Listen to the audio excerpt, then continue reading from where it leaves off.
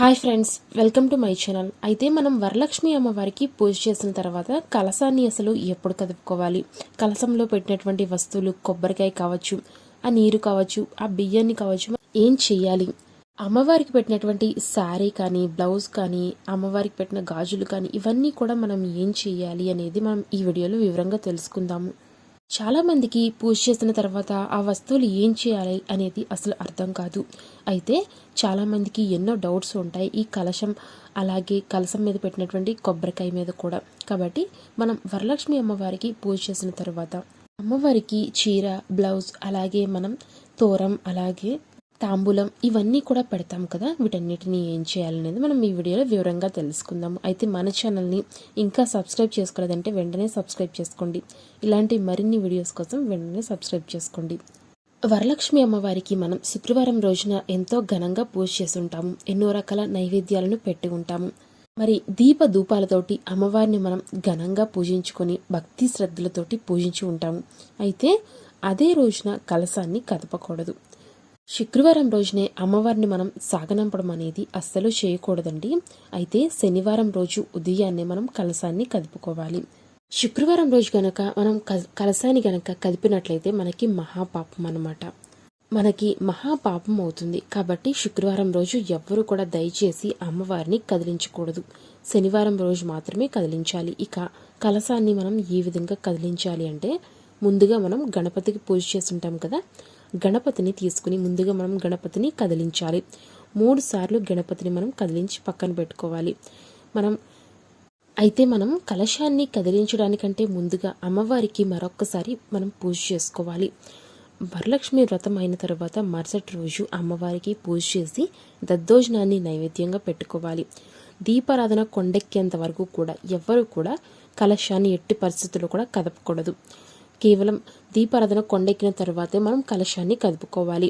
ఆ తర్వాత మనం ముందుగా కదుపుకోవాల్సింది గణపతిని కదుపుకున్న తర్వాత అప్పుడు మనం కలశాన్ని కదుపుకోవాలి. మామూలుగా ఒకరోజు ముందే కలశాన్ని కదుపుకొని ఆ తరువాత మనం దేవుడి దగ్గర పెట్టిన వాటన్నిటిని కూడా తీసేస్తూ ఉంటాము, కలశాన్ని కానీ పూజ సామాగ్రిని కానీ. అయితే వరలక్ష్మి అమ్మవారి యొక్క వ్రతం అనేది మనం శుక్రవారం చేయడం వలన శుక్రవారం అమ్మవారిని తీయకూడదు. కాబట్టి శనివారమే కదిపి శనివారమే తీసేయాలి. లేదు మేము ఇంకా ఉంచుకుంటాము అనేవాళ్ళు ఉంచుకోవచ్చు. అయితే మనం ఆ శనివారం కదిపి ఆదివారం కూడా తీసేయచ్చండి. లేదంటే శనివారం కలిపి శనివారం కూడా మనం తీయొచ్చు. ఇక అమ్మవారి వద్ద పెట్టినటువంటి పుష్పాలు అవన్నీ కూడా ఎవ్వరూ కూడా తొక్కనటువంటి ప్రదేశంలో వేసుకోవాలి. ఏదైనా చెట్ల కింద కానీ లేదా పారే నీటిలో కానీ వేసుకోవాలి. వీటన్నిటినీ అలాగే అమ్మవారి దగ్గర మనం యూజ్ చేసినటువంటి అమ్మవారి వద్ద పెట్టినటువంటి పత్రాలు, మామిడి ఆకులు కావచ్చు, వేరే ఆకులు కావచ్చు, ఏదైనా సరే మనం ఎవ్వరికీ కూడా తొక్కే ప్రదేశంలో కానీ చెత్తలో మాత్రం మస్సలు వేయకండి, మనకి పాపం తగులుతుంది. ఇక ఆ గణపతిని మనం ఏం చేయాలి అంటే అది మనం ముఖానికి రాసుకోవాలండి. శుక్రవారం రోజులో మనం చక్కగా ప్రతిరోజు కూడా ఒక 3-4 రోజులు కనుక ముఖానికి రాసుకుంటే చాలా మంచిది. ఇక కలశంలో పెట్టినటువంటి వస్తువులు ఏం చేయాలి అనేది ఇప్పుడు చెప్తాను. ముందుగా కలశం పైనటువంటి బ్లౌజ్ పీస్ కానీ బ్యాంగిల్స్ కానీ ఎవ్వరికి కూడా ఇవ్వకూడదు, మనమే వేసుకోవాలి. గాజులు కానీ ఆ బ్లౌజ్ పీస్ కానీ ఎవ్వరికి కూడా ఇవ్వకూడదండి ఎట్టి పరిస్థితుల్లోనూ. అది కేవలం మనమే తీసుకోవాలి. ఇక ఆ కొబ్బరికాయని చాలామందికి ఉండే సందేహం, అసలు కొబ్బరికాయని ఏం చేయాలి అని. ఇక్కడ కొబ్బరికాయని ఏం చేయాలి అనే దాని మీద మనకి 2 పద్ధతులు తెలియజేస్తున్నారు గురువుగారు. అయితే కొబ్బరికాయని ఎవ్వరూ తొక్కనటువంటి ప్రదేశంలో అంటే పారే నీటిలో బదిలేసుకోవడం. 2, దానితో ఏదైనా తీపి తయారు చేసి భగవంతుడికి నివేదన చేసి ఇంట్లో అందరికీ కూడా పెట్టడము. ఈ 2 పద్ధతుల్లో ఏదైనా సరే మనం ఆచరించుకోవచ్చు. ఇక కలశంలో మనం ఉపయోగించినటువంటి నీరు చాలా పరమ పవిత్రమైనది. కాబట్టి ముందుగా మన ఇంట్లో 4 మూలలా కూడా ఆ నీటిని మనం కాస్త చల్లుకోవాలి, మన మీద కూడా చల్లుకోవాలి. ఆ తర్వాత ఆ నీటిని తీసుకువెళ్ళి మనం తులసి మొక్కలో పోసేసుకోవాలి.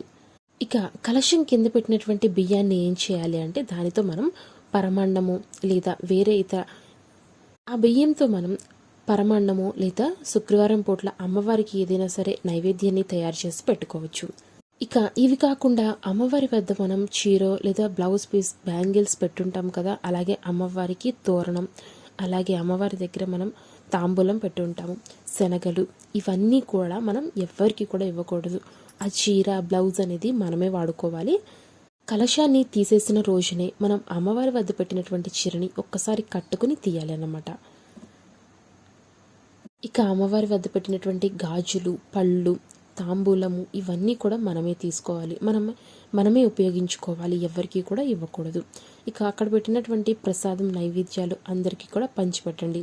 ఇక మనం పూజకు ఉపయోగించినటువంటి మిగతా వస్తువులు, పువ్వులు కావచ్చు, ఒత్తులు కావచ్చు, పసుపు కుంకుమలు కావచ్చు, అక్షింతలు ఇవన్నీ కూడా ఎవ్వరూ తొక్కకూడదు. కాబట్టి ఇవన్నీ కూడా మనం ఒక కవర్లో వేసుకుని పారే నీటిలో వేసేసుకోండి.